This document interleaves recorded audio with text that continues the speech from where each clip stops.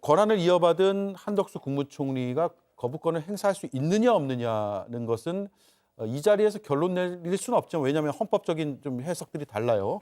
그런데 내란죄 특검, 김건희 특검 이게 본회의를 통과한 상태거든요. 이거 거부권 행사할 가능성이 있을까요?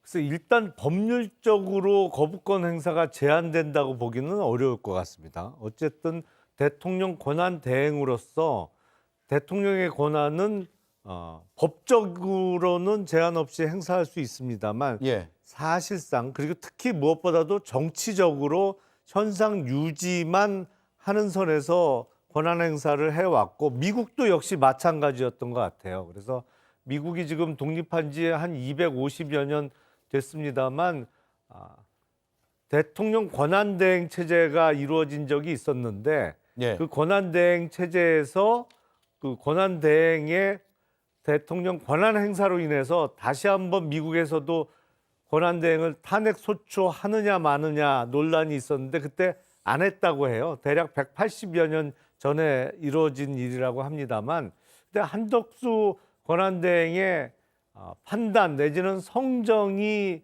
가장 중요할 텐데 제가 보기에는 적극적인 법률안에 대한 거부권 행사는 아마도 안 할 가능성이 높지 않을까 예. 이런 생각이 듭니다. 예. 그러면 결국 한덕수 권한대행의 판단에 따를 수밖에 없는 거네요. 거부권을 행사할지 안 할지. 그러니까 적극적으로 권한대행으로서의 자신의 뭐랄까요 역할을 하는 것인지 아닌지는 오롯이 한덕수 국무총리의 판단에 맡겨야 되는 겁니까? 원칙은 그렇지만 예. 아까도 얘기했지만 권한대행은 이제 현상 유지가 주요 임무고요. 그다음에 대통령 거부권이라는 것은 예외적으로 행사해야 되는 권한입니다. 입법권은 국회에 있기 때문에 네. 국회가 한 입법이 중대한 헌법 위반일 때 그때나 거부권을 행사하는 것인데 지금 특검법과 관련돼서는 헌법재판소가 다 합헌이다라고 하는 그 사유를 그대로 계속 들고 나면서 위헌이라고 하면서 예. 거부권 행사한 것이거든요. 그런데 만일에 한덕수 총리가 똑같은 사유를 들고서 거부권을 행사한다? 저는 그것 자체가 탄핵 사유라고 봅니다. 그래요? 아니 근데 한덕수 총리가 본인이 국무총리일 때 위헌적인 특검이어서 제2요구권 행사를 건의한다라고 국무회의에서 통과를 시켰잖아요. 그런 전례들을 보면 같은 특검, 특히 김건희 특검에 대해서는 본인이 행사할 가능성도 배제 못하는 거 아니에요? 그것은 이제 국무총리로서 요식행위로서 한 것이거든요. 그것은 국무총리가 그렇지 않고서는 그 제2요구권 행사를 할 수가 없습니다. 대통령이. 예. 요식행위로서 한 것이고 이제 앞으로는 그게 국무총리 지위가 아니라 대통령 권한대행으로서의 지위에서 자기 책임에 하는 것이거든요. 그런데 별 위헌 사유도 없는 것을 가지고 똑같이 윤석열 씨처럼 대통령 거부권 행사한다. 저는 그것 분명히 탄핵 사유라고 봅니다. 예. 자, 내란 특검도 마찬가지인데 지금 이 내란 특검, 내란 혐의의 피의자로 한덕수 총리가 있고 거기에 덧붙여서 이게 수사가 검찰, 경찰, 공수처 이렇게 세 갈래로 나뉘어 있다 보니까 국민 입장에서 헷갈리기도 하고 제대로 수사될 것인가라는 생각도 들고 또 검찰이나 경찰은 수사 자격이 있는 것이냐의 논란이 있잖아요. 바로 그 점에서 저는 한덕수 권한대행이 거부권 행사해서는 절대로 안 된다고 생각합니다. 과거에 김건희 특검도 그렇고 여러 가지 특검법에 대해서 윤석열 대통령이 이걸 거부권을 행사했을 때 본인과 본인 가족에 대해서 특히 이해 충돌이 있는데 거부권 행사하는 건 이건 진짜 말이 안 되는 상황이다라고 얘기를 했잖아요.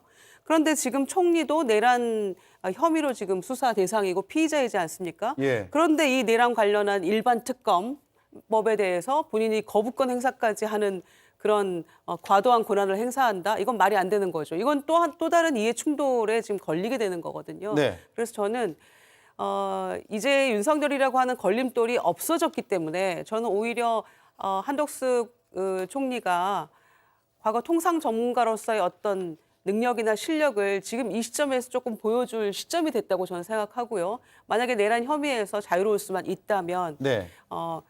그 헌재에서 결론이 나기 전까지는 지금 이 위기 국면에서 역량을 보여줄 수 있는 드디어 기회가 왔다라고 한편 생각도 하는데 예. 그 일반 특검을 빨리 통과를 시켜야만 지금 이 수사기관들이 전부 다 중구난방 이렇게 돼가고 있는 것 같아요. 그래서 국민들도 굉장히 혼란스러운 상황이거든요. 그래서 빨리 이걸 일반 특검으로 해서 일원화시켜서 제대로 조금 신속하게 수사를 시작하는 게 맞는 것 같고 지금 서로 경쟁하듯이 하고 있는데 굉장히 혼란스럽거든요. 그래서 이 부분에 대해서 만약에 거부권 행사를 생각한다면 정말 저는 꿈도 꾸지 마시라라고 말씀드립니다. 국민들이 오늘 이 함성을 보셨잖아요. 네. 네, 대통령 권한대행이 된 한덕수 국무총리는 마음이 매우 무겁다며 국정을 안정적으로 운영하는 데 온 힘을 다하겠다고 언급했습니다. 하지만 어디까지 권한을 행사할 수 있을지를 놓고 논란이 될 부분들이 많습니다. 조보경 기자가 따져봤습니다. 박근혜 대통령 탄핵 당시 황교안 총리가 곧바로 대통령 권한을 대행했습니다. 저에게 부여된 대통령 권한 대행의 책무를 참으로 무겁게 받들고 아무리 어려운 상황에서도 국정을 안정적으로 관리하는데 이번에도 일단은 한덕수 총리가 이어봤습니다. 대통령의 권한은 공무원 임면권과 사면복권 권한, 법률안 거부권, 헌법기관 임명권 등이 있습니다. 다만 대행의 권한이 어디까지인지 법률상 명확한 규정은 없습니다. 학계에선 사면과 같은 적극적 권한은 없고 현상 유지에 한정된다고 보고 있습니다.